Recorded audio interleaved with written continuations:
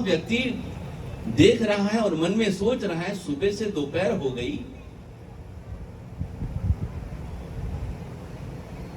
प्रार्थना किए जा रहे हैं, कुछ खाया नहीं पिया नहीं, फिर भी बड़े प्रसन्न चित्त है।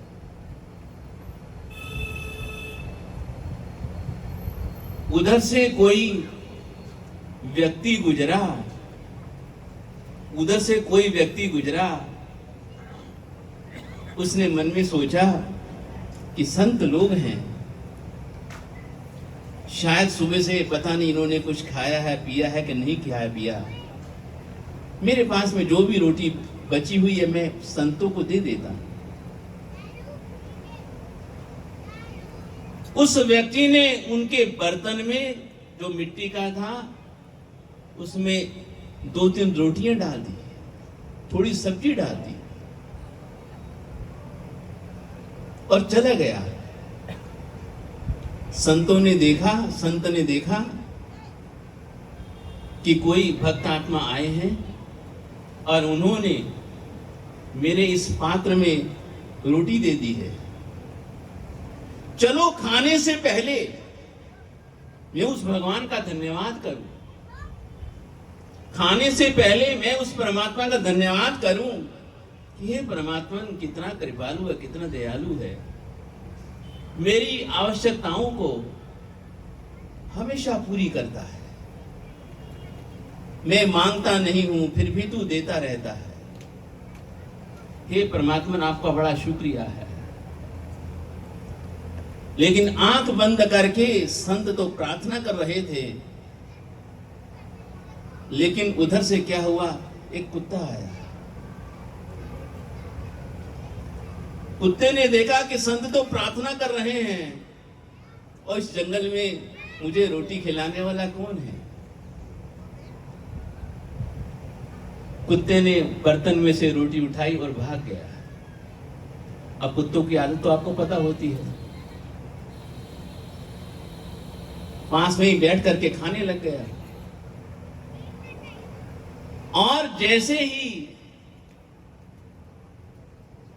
वह सेठ अपनी आंखों से देख रहा है और सोचता है कि अब तो निश्चित ही जब ये अपनी आंखें खोलेगा और देखेगा कि मेरे पात्र में से रोटी कौन लेकर के गया है, पास में कुत्ते को रोटी खाता हुआ देखेगा तो निश्चित है कि भगवान को भी बुरा भला कहेगा और कुत्ते को लकड़ी से पीटेगा या पत्थर से मारेगा।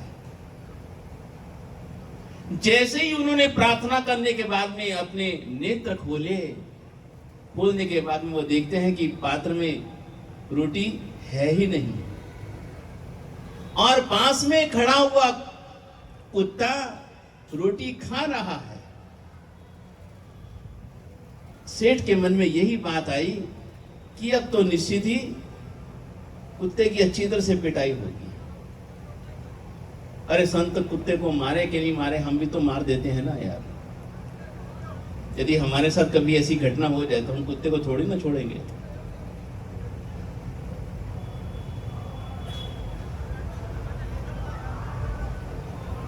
लेकिन संत जैसे ही आंखें खोली, देखा कि रोटी नहीं है, कुत्ता पास में रोटी खा रहा है, वह सेठ मन में सोचता है कि अब तो निश्चित ही भगवान को भी बुरा भला कहे वो कुत्ते को मारेगा। लेकिन उसकी धारणा गलत हो गई। संत ने आंखें खोली, खड़े हुए, पहले तो बैठे बैठे प्रार्थना करते थे, अब तो खड़े होकर के प्रार्थना करने लगे कि हे भगवान, हे परमात्मा तू कितना दयालु है, इतना मेरा ध्यान रखता है कि आज मुझे उपवास का अवसर दिया है। आज मुझे हे परमात्मन तेरी कृपा से, तेरी मेहरबानी से आज मुझे साधना करने का मौका मिलेगा, आज मुझे उपवास करने का मौका मिलेगा, आज मैं अच्छी तरह से अप्रमत्त होकर के तेरा भजन बंदगी कर सकूंगा। इसलिए परमात्मन तू कितना दयालु और कितना मेहरबान है। भोजन का भी व्यवस्था तू करता है तो उपवास की व्यवस्था भी साधन तू ही जुटा देता है। उस व्यक्ति ने सोचा कि सचमुच में शांति का और मस्ती का यही तो राज है। व्यक्ति की शांति, व्यक्ति का सुख, व्यक्ति का जो कुछ भी है, इन साधनों में नहीं है, साधना में है।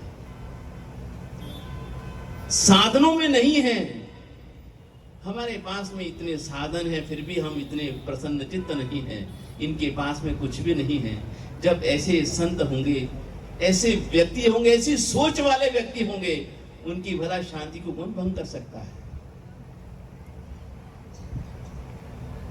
सचमुच में आज मुझे एहसास हुआ, वो व्यक्ति सोचता है कि प्रसन्नता और शांति, सुख, सब कुछ